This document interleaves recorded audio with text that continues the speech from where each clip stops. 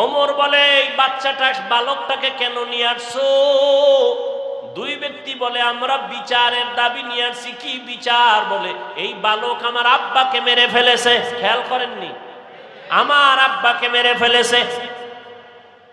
ওমর ডাক দিয়া কয়, রে বালক, এই দুই মানুষ ভাই, ওর বাবারে মারছো কিনা? বলে, হ্যাঁ মেরেছি, তবে আমি ইচ্ছা করে মারি নাই।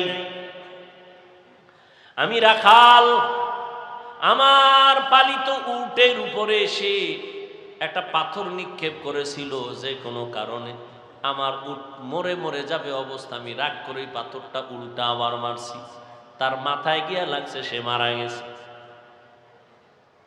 ওমর বললেন, এখন তোমার ফয়সালা হয়ে যাবে। কি হবে? তোমার গর্দান উড়ায় দিতে হবে, এটাই ফয়সালা। বালক কয়, আমারে 3 দিনের একটু সময় দেন, আমার একটা মনের আশা। বলে, কি? বলে, আমার এক ভাই আছে বাড়িতে, গোপন জায়গায় আমার কিছু সম্পদ আছে, আমার ভাই জানে না, আমি গিয়া সম্পদটা ভাইয়ের হাতে বুঝাইয়া এরপরে চলে আসবো। কয়দিন? 3 দিন। ভালো করে খেয়াল করেন, 3 দিন। ওমর বলে, তুমি যে বাড়ি গিয়ে আবার ফেরত আসবা, তার গ্যারান্টি কি? একজনারে যদি জিম্মাদারি বানায় দেও, তোমারে ছাইরা দেব। যদি তুমি সময় মতো না আসো, তোমার জিম্মাদার যে হবে তার কল্লা ফালাবো, এটাই হবে বিচার। এবার বালক ডাক দিয়া কয়, আমার ভাই কাছে আমানতটা দিয়ে আসবো। একজন জিম্মাদার কে আছে এই আদালতে?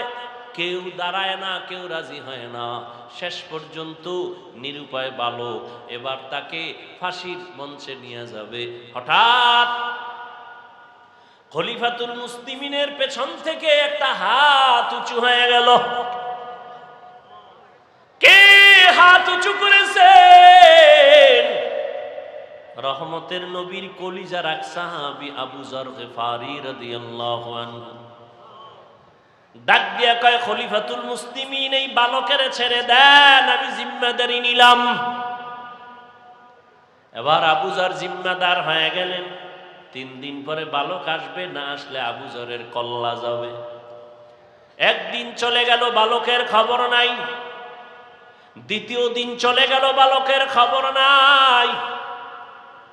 তৃতীয় দিন চলে যাবে ভাব, বিকাল বেলা সূর্য গড়াইয়া পশ্চিম অস্ত যায়, তখন আবু যরকে বলা হলো, আর ওই বালক আসবে না, তুমি ফাঁসির মঞ্চে যাওয়ার জন্য প্রস্তুতি নাও।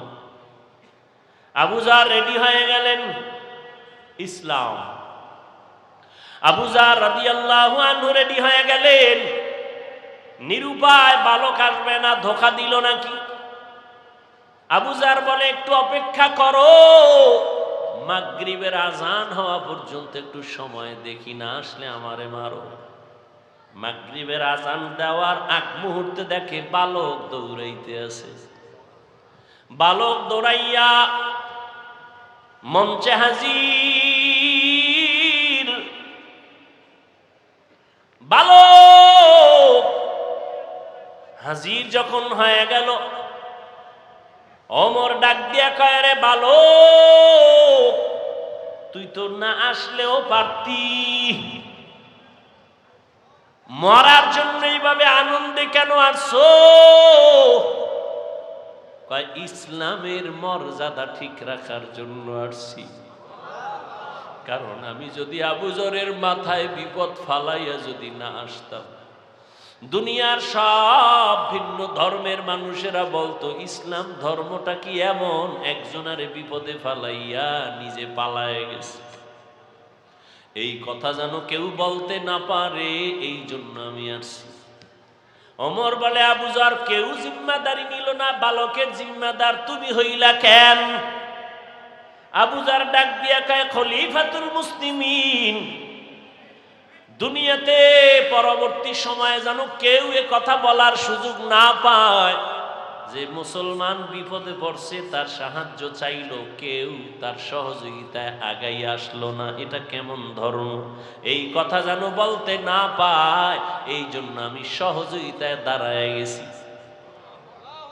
বিচার চাইছে কারা? ভুলে গেছে। ওই দুই ভাই চিল্লায় কয় ফাঁসি লাগবে না, লাগবে না, আমরা দোনো ভাই তারে মাফ করে দিলাম। খলিফাতুল মুসলিমিন বলে মাফ করলা কেন?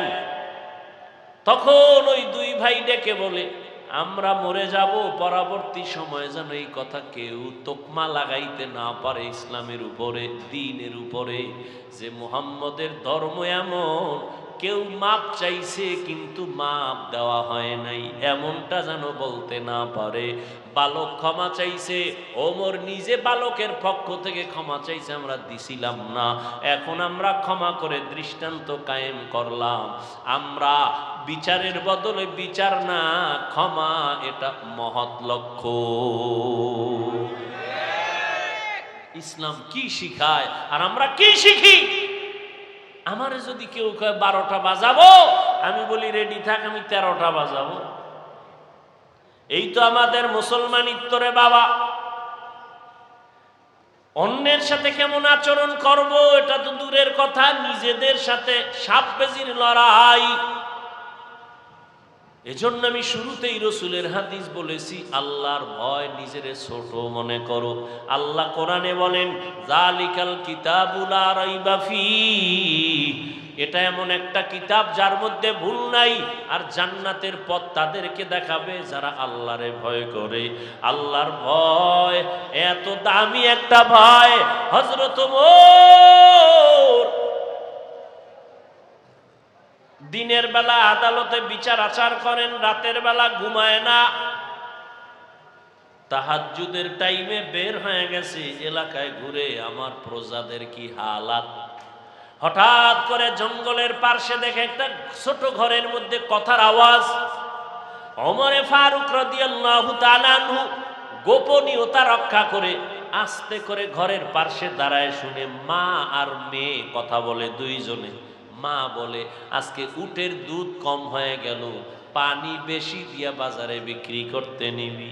মেয়েটা ডাক দিয়া কয় আম্মা না, খলিফাতুল মুসলিমিন ওমরের পক্ষ থেকে নিষেধ, দুধের সাথে পানি মিশানো যাবে না।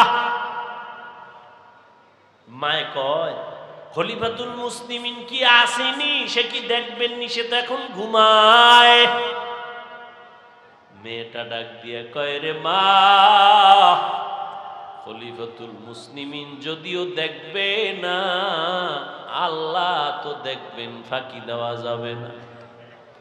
ওমরে ফারুক রাদিয়াল্লাহু তাআলা আনহু কথা শুইনা গোপনে চলে গেছেন, কান্না করতে করতে চলে গেলেন। পরের দিন আদালতে ওই মেয়ে মাকে ডাকলো।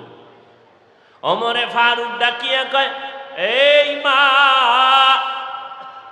তোমার কন্যাটার এত সুন্দর বিশ্বাস আর আল্লাহর ভয়, এই জমিনে এত তাকওয়াওয়ালা মেয়ে পাওয়া বড় কঠিন। মা তুমি যদি রাজি হও, আমি ওমরের ছেলের জন্য তোমার মেয়েটাকে বিবাহের বন্ধনে নিব।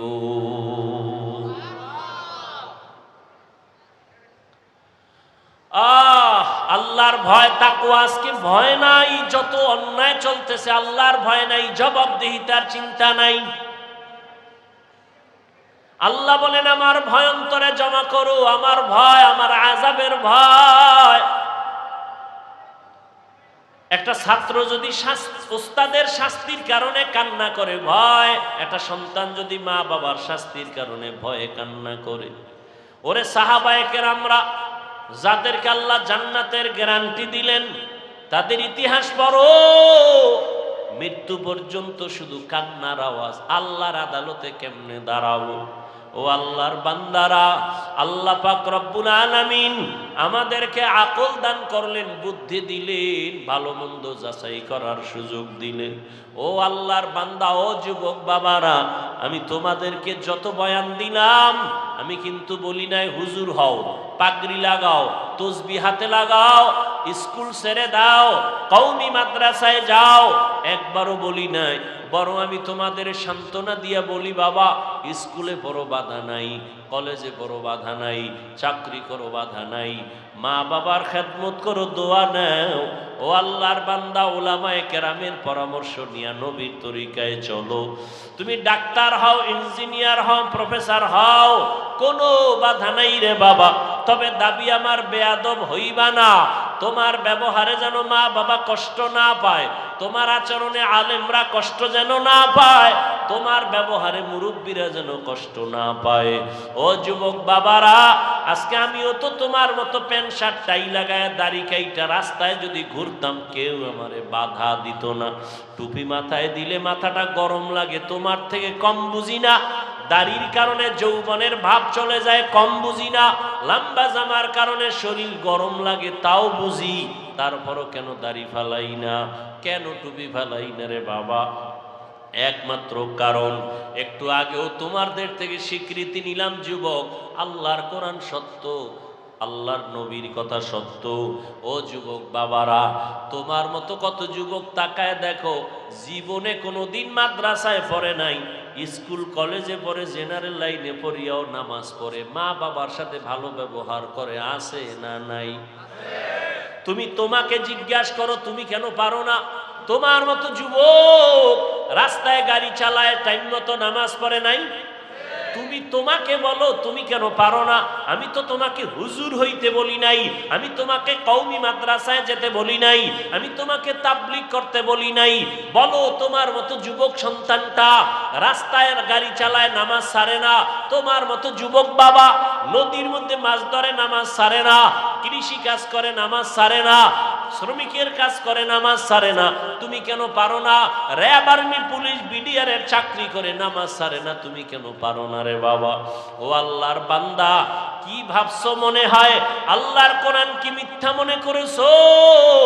না না, মিথ্যা না। ও যুবক বাবা, আল্লাহর কোরআনে সব কিছু বলে দিছেন। ও আল্লাহর গোলামেরা, মনটাকে একটু বুঝাও।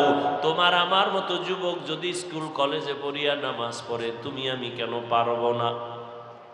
ও বৃদ্ধ বাবাজিরা, আপনাদের মতো বুড়া মানুষ মসজিদে গিয়া নামাজ পড়ে 5 বেলা, আপনি কেন পারবেন না?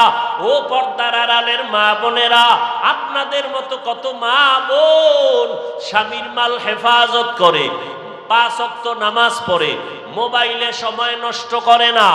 ও মা, আপনাদের এত সম্মান, এত মর্যাদা, আপনারা এক সময় নতুন শাড়ি পরিয়া কত আনন্দ করিয়া স্বামীর ঘরে আসছেন। একদিন এমন সামনে আসবে, সাদা কাফন পরিয়া কবরের দেশে যেতে হবে রে মা। সন্তান মা মা বলে কাঁদবে, মা আপনার জবানে কোনো আওয়াজ হবে না। এরে আম্মা জান, আপনাদের এত মর্যাদা আল্লাহ দিলেন, আপনারা নবীদের মায়ের মতো মা, সাহাবায়ে কেরামদের মায়ের মতো মা। এই স্টেজে 5টা সন্তানের মাথায় পাগড়ি দেওয়া হলো, ওরা কোরআনের হাফেজ হয়ে গেছে। ও মা, আপনার কি মনে চায় না আপনি একটা ভালো সন্তানের মা হবেন? আপনার সন্তান ডাক্তার হবে, তবে বেয়াদব হবে না। আপনার সন্তান ইঞ্জিনিয়ার হবে, তবে বেয়াদব হবে না। আপনার সন্তানের দ্বারা কোনো আলেম কষ্ট পাবে না। আপনার সন্তানের আচরণে কোনো মা বাবা মুরব্বীরা কষ্ট পাবে না। এমন একটা আদর্শ সন্তান যদি চান, তাহলে আপনাকে আদর্শবান হতে হবে, আপনার ব্যবহার চরিত্র সুন্দর রাখতে হবে। ও আম্মা জানেরা, এখনো সময় আছে, তওবা করে নেন। মরণের পরে কবরে গেলে কেউ আপনার আর আপন থাকবে না। ও যুবক বাবারা, আল্লাহর কাছে মনে মনে তওবা করো, আর বলো, হে মালিক, জীবনে শয়তানের ধোকায় কম গুনাহ করি নাই। ও আল্লাহর বান্দারা, আজকে আমার ডানে বামে বন্ধু বান্ধবের অভাব নাই, কিন্তু মরণ যখন আসবে, আমার গায়ের গেঞ্জি জামা আমার আপনজনেরা বেলেট দিয়া কেটে কেটে রেখে দিবে। সাদা কাপনের প্যাকেট বানাইয়া এমন জায়গায় কবরে রাখবে, যেখানে দিনের বেলাও যাইতে বড় ভয় লাগে। এই চোখের সামনে কত যুবকের লাশ দেখলাম আর জানাজা পড়াইলাম। ও যুবক, ঘুমের বিছানায় তো কত যুবক মরিয়া যায়। তুমি যে ঘুমাইতে যাও, তোমার কি ভয় লাগে না? ঘুমের মধ্যে যদি আজরাইল আইসা হাজির হয়, আর তুমি উঠতে পারবা না। ও যুবক বাবা, এখনো সময় আছে, তওবা করে নেও। আল্লাহর আযাব সইতে পারবা না রে বাবা। এত আমল, এত নামাজ, এত রোজা, এত সুন্দর ইখলাস আর তাকওয়া সাহাবায়ে কেরামরা করার পরও তারা মৃত্যু পর্যন্ত কান্না করেছেন। আবু বকরের কান্নার আওয়াজ, ওমরের কান্নার আওয়াজ, ওসমান রাদিয়াল্লাহু তাআলা আনহুর কান্নার আওয়াজ। আল্লাহর আদালতে কেমনে দাঁড়াবো? ও বাবারা, তোমার আমার মায়ার নবী, যে নবীর কোনো গুনাহ নাই, সেই নবী পর্যন্ত হাসরের মাঠের কথা স্মরণ করে কান্না করতেছেন। আম্মা জান আয়েশা রাদিয়াল্লাহু আনহা বলেন, নবী আপনি কাঁদেন কেন? কিয়ামতের ভয়ানক অবস্থার জন্য কান্না করি। আমার উম্মতের কি উপায় হবে হাসরের মাঠে? নবীরা পর্যন্ত বেকারার হয়ে কাঁদবেন, উম্মতের কথা ভুলে যাবেন। আমার উম্মতের কি উপায় হবে সেই সময়? আমার উম্মতেরা কোথায় চলে যাবে? আমার উম্মত জাহান্নামে যদি যায়, আমি নবী জান্নাতে যেতে পারবো না। ও নবীর আশিক, নবী যদি কান্না করতে পারেন হাসরের ভয়ঙ্কর অবস্থার কারণে, তোমার আমার কপাল এত খারাপ, গুনার কারণে দিলটা পাথর, এ কারণে চোখে পানি নাই, গুনার কারণে হাত না পাক, চোখ না পাক, জিহ্বা না পাক, অন্তর না পাক। এখনো সময় আছে, তওবা করে নেও।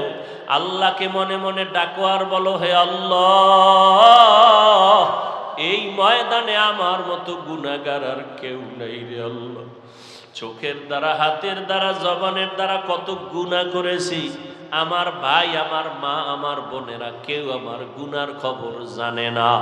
যদি জানতো, কেউ আমাকে আর সমাজে ডাকতো না, সম্মানের চোখে দেখতো না। ও আল্লাহ, আপনি জানেন আমি কত বড় জাহান্নামের আসামি, গুনাহগার।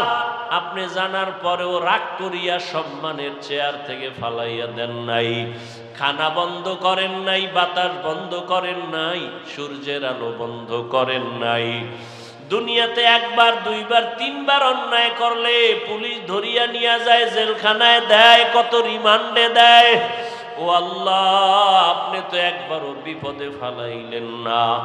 আজকে তওবার নিয়ত করতেছি, জীবনে আর গুনাহ করব না, দাড়ি কাটবো না, বেপরদায় চলবো না, মা বাবাকে কষ্ট দিব না।